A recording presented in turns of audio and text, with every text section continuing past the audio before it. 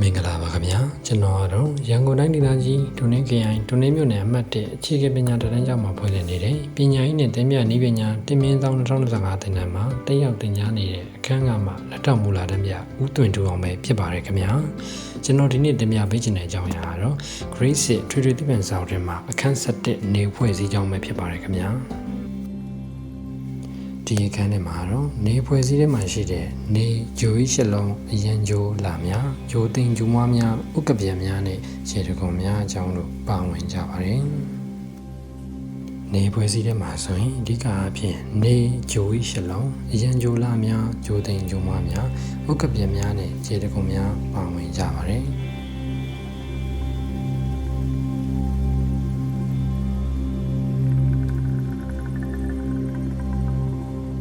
နေဟာနေဖွဲ့စည်းရဲ့အလဲဖို့မှရှိပြီးတော့အတော်အသင့်အရွယ်စားရှိတဲ့ကြေးလုံးပဲဖြစ်ပါတယ်။နေရဲ့အတွင်းမှာတော့ဟိုက်ဒရိုဂျင်အတန်များပေါင်းစပ်ပြီးဟီလီယမ်တန်ဝေးဖြစ်လာခြင်းမှာအပူစွမ်းရည်နဲ့အလင်းစွမ်းရည်ကိုထုတ်လွှတ်ပေးပါတယ်။လူသားတွေကတော့၎င်းစွမ်းရည်ကိုဖျားထွက်ခြင်းနည်းဖြင့်ရရှိကြပါတယ်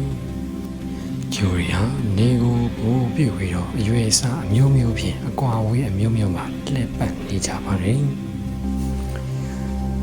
ကျွန်တော်တို့ရဲ့ကမ္ဘာမြေကြီးကတော့နေမှာတတိယမြောက်အကွာဝေးရနေလှည့်ပတ်နေပါတယ်ကျွန်တော်တို့ရဲ့ကမ္ဘာမြေကြီးကိုတော့အရင်ကျိုးဖြစ်တဲ့လကလှည့်ပတ်လျက်ရှိပါတယ်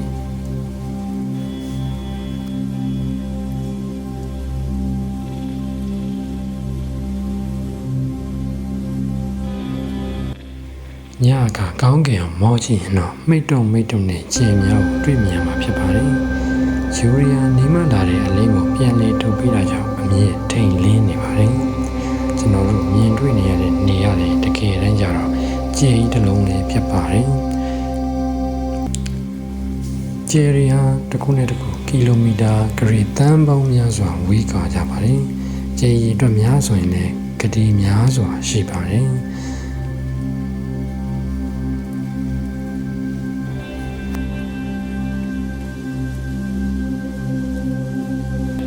ကျွန်တော်တို့နေဖွဲ့စည်းရဲ့ပင်မဒရက်ထူ69.8%ကတော့ဗဟိုချက်နေမှာသာတည်ရှိပါတယ်။နေမှာကဘာတို့အလင်းလင်ဖြင့်လာမယ်ဆိုရင်ဖြင့်စက္ကန့်900သာကြာမြင့်မှာဖြစ်ပေမဲ့နေမှာအခြားအနည်းဆုံးကျိုအလင်းလင်ဖြင့်သွားမယ်ဆိုရင်တော့4နှစ်သွားရမှာဖြစ်ပါတယ်။ဂျိုသိမ်ဂျိုမွားများဥက္ကပြန်များနဲ့ခြေတကုံများဂျိုသိမ်ဂျိုမွားတွေကတော့ရုပ်ထက်ရွယ်စားသေးငယ်ပြီးကြောက်သားတို့အဆိုင်ခဲတွေဖြစ်ပြီးတော့နေကိုဝင်းပုံစံနဲ့လက်ပတ်နေရပါတယ်။ဥက္ကပြန်ဆိုတာကတော့ကမ္ဘာလေတုံးနဲ့ဒရက်ပိုင်းစာများပွတ်တိုင်မှုကြောင့်လောင်ကျွမ်းပြီးအပူနဲ့အလင်းထုတ်လုပ်ပေးတဲ့အရာတွေဖြစ်ပါတယ်။၎င်းဒရက်ပိုင်းစာရဲ့မြေပေါ်သို့ကြာရောက်တာကိုကြေကျွေတာလို့ခေါ်ကြပါတယ်။ဥက္ကခဲဆိုတာကတော့လေတုံးရဲ့အားလုံးလောင်ကျွမ်းမသွားဘဲနဲ့ကမ္ဘာမျက်နှာပြင်ပေါ်ကြာရောက်လာတဲ့အပိုင်းစာတွေကိုခေါ်ပါတယ်။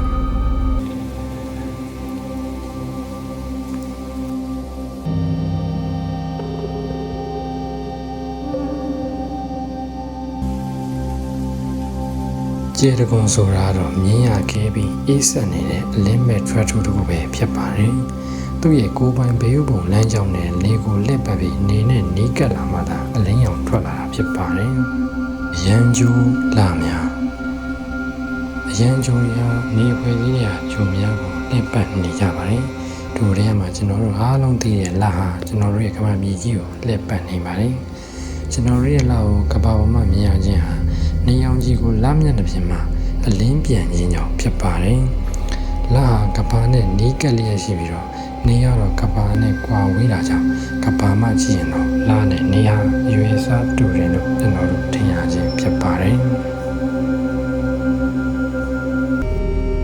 ဟုတ်ကဲ့ပါကျွန်တော်အခုတင်ပြပေးခဲ့တဲ့အကြောင်းအရာလေးကတော့ Grade 6အထွေထွေသိပ္ပံစာအုပ်မှာနေဖွဲ့စည်းအကြောင်းပဲဖြစ်ပါတယ်ခင်ဗျာ။ဗီဒီယိုလေးကိုစုံတိကြည့်ရှုပေးကြလို့ကျေးဇူးများကြီးတင်ပါတယ်ခင်ဗျာ